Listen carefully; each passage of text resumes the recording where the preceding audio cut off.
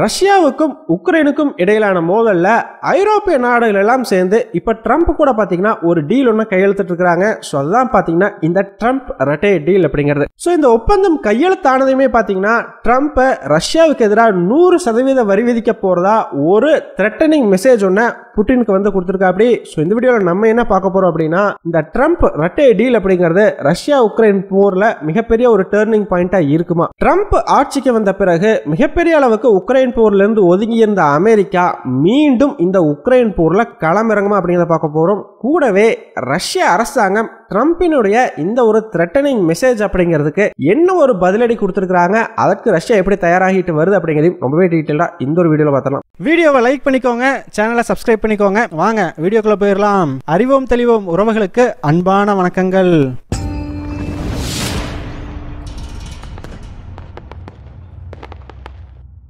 முதல் விஷயமா, ரஷ்யாவுக்கும் உக்ரைனுக்கும் இடையிலான போர்ல அமெரிக்க அதிபரான டொனால்ட் ட்ரம்ப் பாத்தீங்கன்னா சமீபத்தில் முதல் முறையா ரஷ்யாவுக்கு எதிரான அவருடைய கொள்கை அப்படிங்கிறத மாத்திருக்க. அப்படிங்க ஸோ இவ்வளோ நாளாக பார்த்தீங்கன்னா ரஷ்யானா வந்து ரொம்ப மோசமான நாடெல்லாம் கிடையாது, கொஞ்சம் டஃப்பாக இருக்கிறாங்க அவ்வளோதான், புட்டின் வந்து அவ்வளோ பெரிய மோசமான நபர்லாம் கிடையாது அப்படின்னு சொல்லி ரஷ்யாவுக்கு ஆதரவாகவே இருக்கிற மாதிரியா பார்த்தீங்கன்னா எல்லாருமே கிட்டத்தட்ட ட்ரம்ப் ஒரு ரஷ்யன் ஸ்பைப்பா அப்படின்னு நம்புற அளவுக்கு பார்த்தீங்கன்னா ரஷ்யா கூட ஒரு சமாதான போக்க ஃபாலோ பண்ணிக்கிட்டு இருந்த ட்ரம்ப் பாத்தீங்கன்னா முதல் முறையா ரஷ்யாவுக்கு எதிரான ஒரு அறிவிப்பு ஒண்ணு வலுவா வந்து வெளியிட்டிருக்கா. அப்படி அடுத்த ஒரு 50 நாட்களுக்குள்ள ரஷ்யாவும் உக்ரைனுக்கும் இடையில ஒரு போர் நிறுத்தம் ஏற்படல அப்படின்னா ரஷ்யாவுக்கு எதிராக 100% வரி விதிப்பு, அது மட்டும் இல்ல ரஷ்யாவோட ட்ரேடிங் பார்ட்னர்ஸ்க்கு எகெயின்ஸ்டாகவும் வரி விதிக்கப்படும் அப்படிங்கிற ஒரு அறிவிப்பை ட்ரம்ப் வெளியிட்டிருக்கிறாருங்க.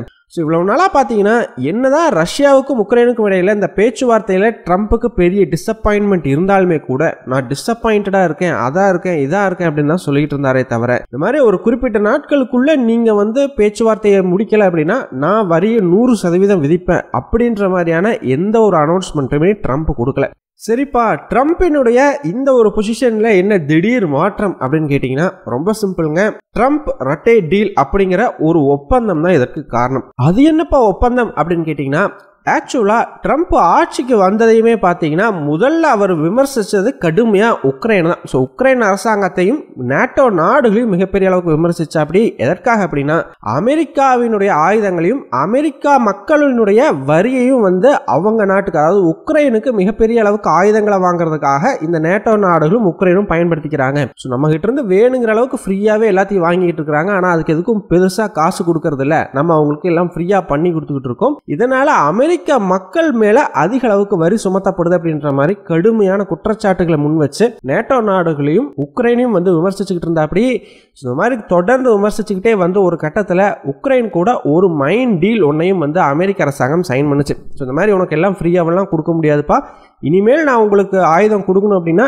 என் கூட இந்த ஒரு ஒப்பந்தத்தை நீங்க போட்டுக்கணும் அப்படின்னு சொல்லி. அதே சமயம் நேட்டோ கிட்ட பாத்தீங்கன்னா எப்ப பாரு நேட்டோவுக்கு ஏதாவது பிரச்சனை அப்படின்னா அமெரிக்காவே அவங்கள பாதுகாக்கிறதுக்காக மிகப்பெரிய அளவுக்கு செலவுகள் செய்ய வேண்டியதா இருக்குது.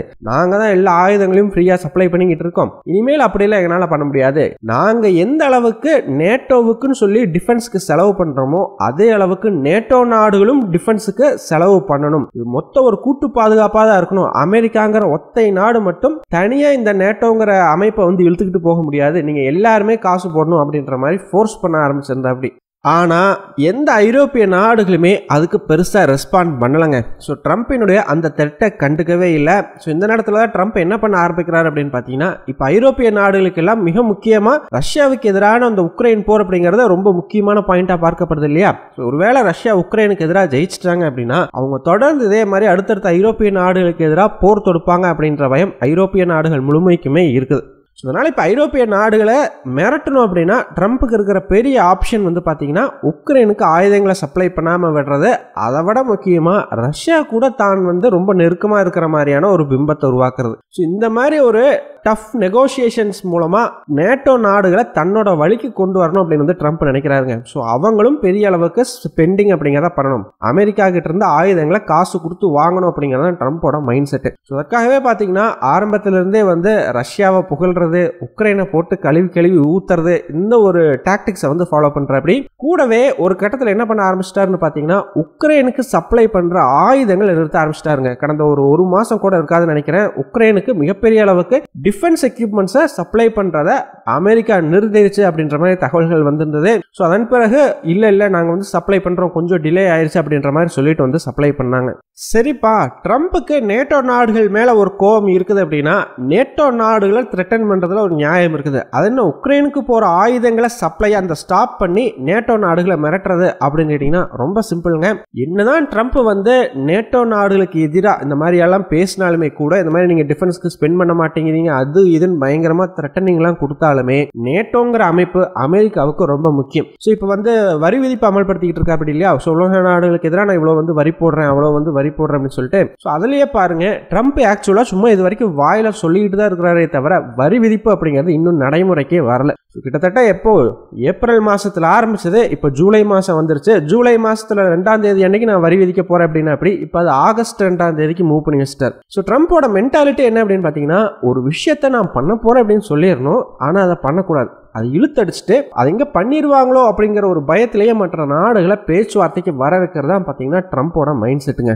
ஸோ இது மாதிரி வரி விதிப்பு அமல்படுத்துறதுலே பார்த்தீங்கன்னா அந்த டெட்லைன் அப்படிங்கிறத தள்ளி போட்டுக்கிட்டே போறாப்படி. ஆனால் நேட்டோவுக்கு எதிராக அந்த மாதிரி ட்ரம்ப் எதுவுமே பண்ண முடியாது. நேட்டோங்கிற அமைப்பு இந்த மாதிரி டிஃபென்ஸ்க்கு ஸ்பெண்ட் பண்ணலன்னு ட்ரம்ப் நினைச்சாருன்னா, ட்ரம்ப் வந்து நேட்டோவுக்கு ஸ்பெண்ட் பண்றதை நிறுத்திட்டு அந்த அமெரிக்க அரசாங்கத்தை நேட்டோ அமைப்பை விட்டு வெளியே கொண்டு போகலாம். அதுதான் அவரால் வந்து அதிகபட்சம் பண்ண முடியும். அதுக்கு மேலே அவரால் எதுவுமே பண்ண முடியாது. ஆனால் அந்த அமைப்பை விட்டு வெளியே போயிட்டா அமெரிக்காவுக்கே அது மிகப்பெரிய ஒரு வீக்னஸாக மாறும். ஸோ அதெல்லாம் வந்து ட்ரம்ப்புக்கு ஒரு ஆப்ஷனாகவே இல்லை. வேறு ஏதாச்சும் ஒரு வழியில் ஐரோப்பிய நாடுகளை த்ரெட்டன் பண்ணணும். அதுக்கு ட்ரம்ப்புக்கு கிடைச்ச ஒரு பெரிய ஆப்ஷன் தான் பார்த்தீங்கன்னா உக்ரைன் வார். ஸோ உக்ரைனுக்கு நான் ஆயுதங்களை சப்ளை பண்ண மாட்டேன் அப்படின்னு சொன்னாலே ஐரோப்பிய நாடுகளுக்கெல்லாம் பயம் வரும். ஏன்னா பெரிய அளவுக்கு வந்து கால் வச்சுட்டாங்க ரஷ்யாவுக்கு எதிராக. பின்வாங்கிறது அப்படிங்கிறது ஐரோப்பிய நாடுகளுக்கு ஒரு ஆப்ஷன் கிடையாது. அப்படி மட்டும் பின்வாங்கினாங்கன்னா ரஷ்யா கண்ண மூடி முழிக்கிறதுக்குள்ள உக்ரைனை கேப்சர் பண்ணிட்டு போயிடுவாங்க.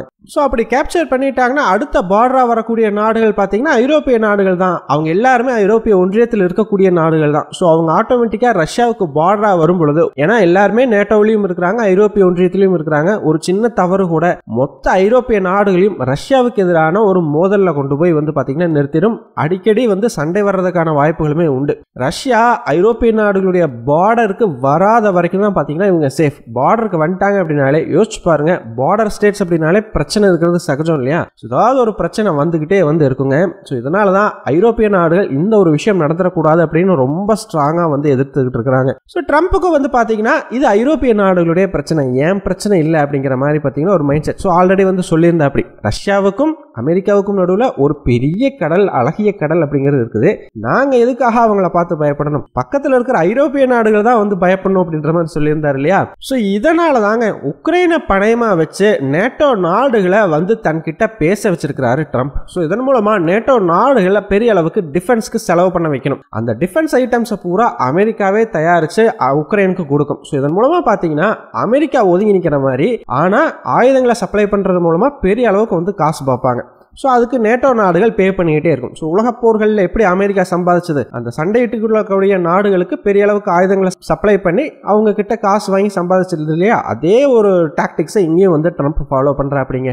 ஸோ இதன் விளைவாக தான் பார்த்தீங்கன்னா உக்ரைனுக்கு சப்ளை பண்ணக்கூடிய நேட்டோ அக்சஸ் இருக்கிற எல்லா வெப்பன்ஸுமே பெரிய அளவுக்கு சப்ளை குறைச்சிட்டு அப்படி. ஸோ இதனால வேற வழியே இல்லாமல் இந்த ஐரோப்பிய நாடுகள், முக்கியமாக ஜெர்மனி, பின்லாந்து மாதிரியான நாடுகள் அமெரிக்கா கூட பேச்சுவார்த்தை நடத்தி இந்த ஒரு ட்ரம்ப் ரெட்டை டீல் அப்படிங்கிறத கையெழுத்திட்டு இருக்கிறாங்க. ஸோ இதற்கு கீழே பார்த்தீங்கன்னா இந்த நாடுகள் எல்லாம், அதாவது இந்த சில ஐரோப்பிய நாடுகள் அமெரிக்காவுக்கு வந்து பார்த்தீங்கன்னா ஃபண்ட் பண்ணுவாங்க. அந்த காசை வச்சு அமெரிக்க அரசாங்கம் அவர்களுடைய ஆயுதத்தை உக்ரைனுக்கு சப்ளை பண்ணுவாங்க. யோசிச்சு பாருங்க, உக்ரைன்ல நடக்கிற போரை வச்சு இனி அமெரிக்கா சம்பாதிக்க போகுது, அதுக்கு ஐரோப்பிய நாடுகள் காசு கொடுக்க போறாங்க. ட்ரம்ப் நினைச்ச ஒரு விஷயம் அப்படிங்கிறது கிட்டத்தட்ட நடந்துருச்சு.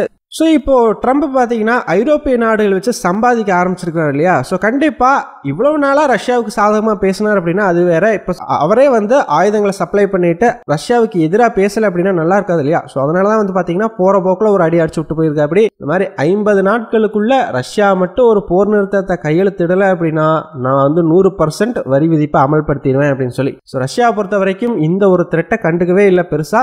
அவங்க வந்து ஈவன் ஸ்டேட்மெண்ட் கூட நாங்கள் மேக் பண்ணுறதுக்கு ரெடியாக இல்லை, நாங்கள் அதை பற்றி அனலைஸ் பண்ணிக்கிட்டு இருக்கிறோம், 100% அவங்க வரி விதிச்சாலும் அதை தாங்கக்கூடிய அளவுக்கு ரஷ்ய பொருளாதாரம் இருக்குது அப்படின்ற மாதிரி சொல்லிட்டு அதை கடந்து போய்கிட்டே தாங்க இருக்கிறாங்க. ஸோ ட்ரம்ப் ரஷ்யாவுக்கு எதிராக பேசின இந்த வார்த்தைகள் உண்மையா பொய்யா அப்படிங்கிறதுக்கு காலம் தாங்க பதில் சொல்லணும். ஸோ ஒரு 50 நாள் சொல்லியிருக்காரு இல்லையா, 50 நாள் கழிச்சு பார்த்தோம் அப்படின்னா உண்மையிலேயுமே வரி விதிக்க போறாரா, இல்லை அப்படின்னா சும்மா சொல்லிட்டு அந்த வரி விதிப்பை பண்ணாம பேருக்கு மறுபடியும் ஒரு 100 நாள் 200 நாள் டைம் கொடுத்துக்கிட்டே போக போறாரா அப்படிங்கிறத நம்ம வெயிட் பண்ணி பார்த்தோம் அப்படின்னா தான் தெரியும். ஸோ ஃபைனலாக நீங்க என்ன நினைக்கிறீங்க?